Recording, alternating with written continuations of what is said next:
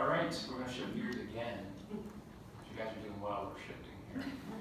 This is a pretty broad question as the academic things I get to. We're shifting to education. My question is, what's the appropriate relationship between state government and local educators, local school districts? I'm sorry, Mark, could you say the question? What's the appropriate relationship between state government and local school districts? Thank you. I think Kathy's up. Yeah. So this is a great question, and I think one that we've got to really consider. The state government is tasked by the Ohio Constitution to provide a thorough and effective, thorough and efficient system of education in Ohio. And so that means the funding solution really rests on the state's shoulders. We've had a funding problem for decades, and in fact, only probably one time since the 1930s has the state paid at least half of the cost of educating a student. Local school boards are tasked with just determining when to run property tax levies and how much to run, and how to make up that balance of what the funding ought to be at the local level. And you know what? Tax levies, it makes it hard for school districts to budget over the long term, right? Not only are property taxes burdensome on homeowners, but it's also really burdensome on school districts. To plan years into the future, you create boom and bust levy cycles. So the state really needs to take a look at what it costs to educate a student and create a sustainable funding formula around that. The other piece is when we've got these report cards and when we've got these districts that are struggling. Currently we have, as a result of House Bill 70, the takeover plan where the state comes in and takes over a struggling school. You know what? I believe in local control. I think that the state should not be doing that. Instead, they ought to work with the local school boards and the local communities and stakeholders to figure out why these schools are struggling and figure out how they can improve that situation together.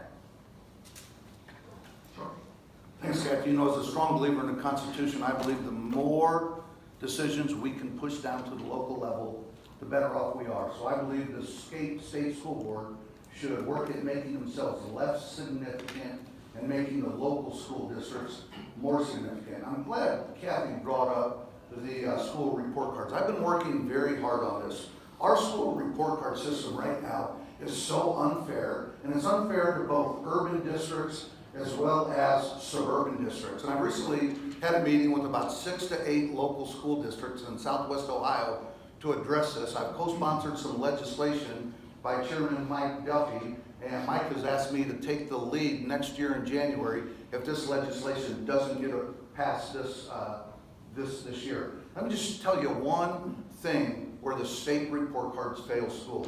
One of the measures in and I want to make sure I get this exactly right, preparing for success component of the report cards. One of the things schools are measured against. One of the measures in there is how many of your students have taken the ACT test. I'm sorry, not all kids want to go to college. But in fact, I think one of the disservices we do to kids today is push them toward college. So some kids want to go to the military. Some kids want to go straight to work. Guess what? If you don't take your ACT, your school is a 0 for every student that doesn't take the ACT.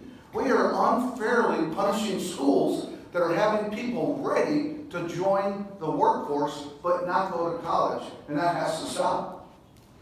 Can I just add something to that? Sure, we'll give you 30-second rebuttal. That's fine. Yeah, so it's really not a rebuttal, but it's just something else to add on to your comment about the state report cards.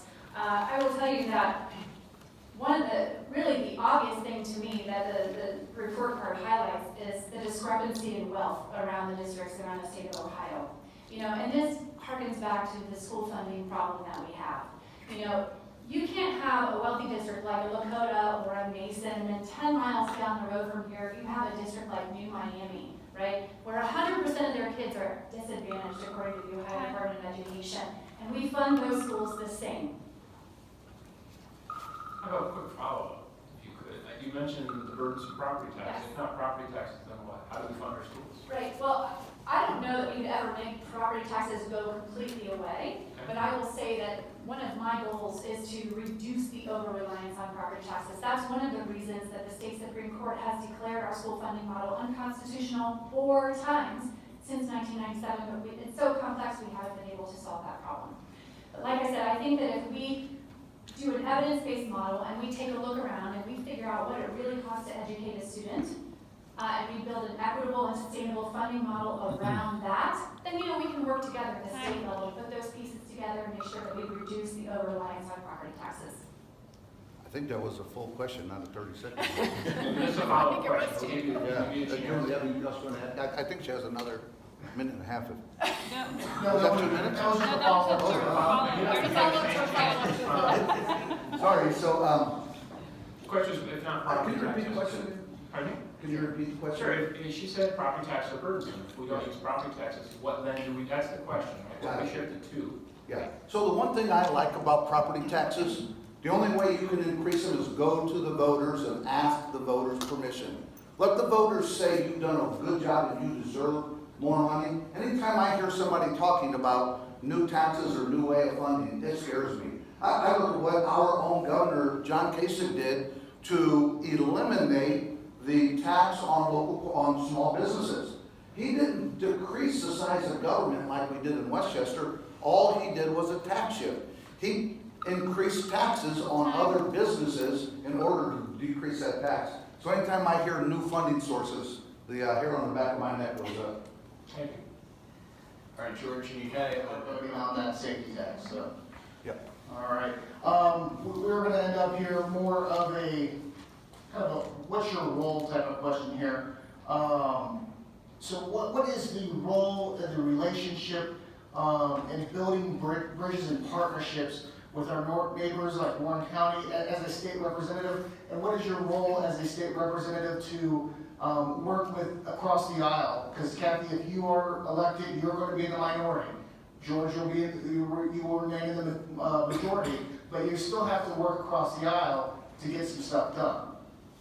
Well, absolutely. I would tell you, my campaign motto is people over politics, and I believe that with everything I have, that it's important to put political parties and special interests aside and work on building relationships, not only with your colleagues across the aisle, on your same side of the aisle, but also outside of the State House and outside of the organization that you're with, and with a variety of other community organizations and neighboring groups and neighboring communities.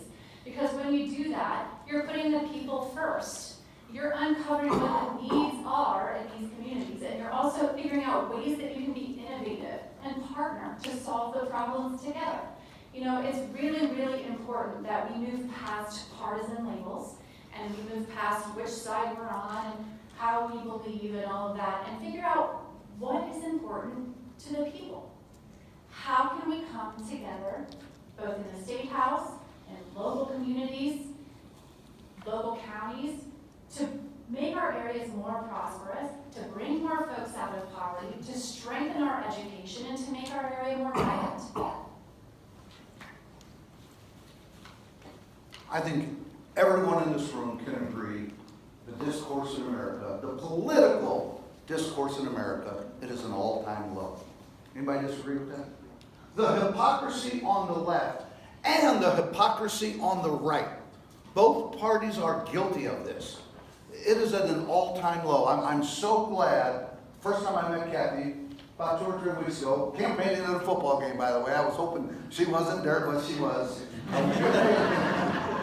We made a commitment to run a powerful, positive campaign and to show and explain to everybody where we stand on the issues and not get down in the mud and not make it personal. And Kathy, you have not only my word that I will do that, you have my word that I will not allow my supporters to do that as well. So it's a great question. What do you do to work across the aisle? Well, the first thing, one of the key things you do is you find common ground with people from the other party. By the way, I got sworn in September 13th of last year. I was up there my second week, not one Republican came down and offered to buy me lunch. First one to buy me lunch, Bridget Kelly, a Democrat from Hamilton County. By the way, we had a wonderful lunch, disagreed on everything we talked about, but she's a beautiful being and I think very highly of her. But you have to find areas where you have common ground.